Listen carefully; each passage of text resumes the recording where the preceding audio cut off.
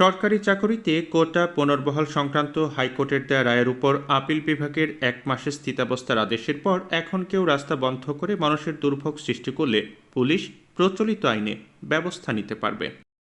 বৃহস্পতিবার দুপুরে DMP media সেন্টারে আয়োজিত সংবাদ সম্মেলনে একথা বলেন ঢাকা মহানগর পুলিশের অতিরিক্ত কমিশনার খন্দকার মহিদুদ্দিন। আমি ঢাকা মেট্রোপলিটন পুলিশের পক্ষ থেকে তাদেরকে অনুরোধ করব যে তারা যেন এতদ সংক্রান্তে অন্তত এই এখন যেহেতু 18 সালের পরিপত্র বলবৎ আছে, তারা যেন কোনো মানুষের দুর্ভোগ দিয়ে কোনো কর্মসূচি না দেয়।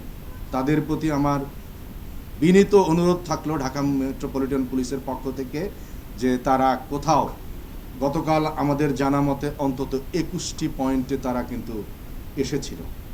আমরা তাদের সাথে পেশাদারিত্বের সহিত তাদেরকে মোকাবেলা করেছি অথবা তাদের সাথে কথা বলেছি, কিন্তু আমরা সেটি মনে রাখতে হবে যে এর বাইরেও স্টুডেন্টদের বাইরেও সম্মানিত মহানগরবাসীর নিরাপত্তা এবং কনস্টিটিউশনের 36 অনুযায়ী ফ্রিডম অফ মুভমেন্ট সেটি এনশিওর করতে আমরা বাধ্য।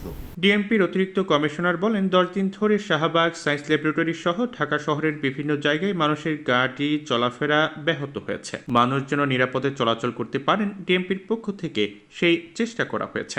গত 1 জুন থেকে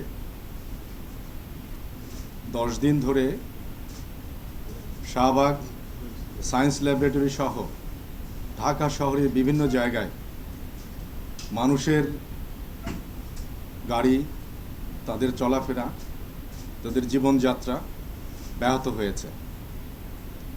ঢাকা মেট্রোপলিটন পুলিশের পক্ষ থেকে আমরা সর্বাত্মক চেষ্টা করেছি যতটা সম্ভব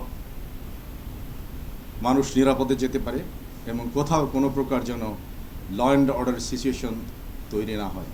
আন্দোলনরত শিক্ষার্থীরা বৃহস্পতিবারও ঢাকার বিভিন্ন পয়েন্টে অবস্থান নেওয়ার ঘোষণা দিয়েছেন। পুলিশ কী ব্যবস্থা নেবে এমন প্রশ্নের জবাবে তিনি বলেন, সর্বোচ্চ আদালত থেকে যে নির্দেশনা দেওয়া হয়েছে তা শিক্ষার্থীদের পক্ষে রয়েছে, কাজেই আন্দোলন না করার জন্য শিক্ষার্থীদের প্রতি অনুরোধ রইল। যেহেতু এটি সেটেলড হয়ে গেছে এবং তাদের পক্ষেই আছে, তারা ফার্দার যেন এটি নিয়ে আর কোনো কর্মসূচি দিয়ে জনদুর্ভোগ তৈরি না করে।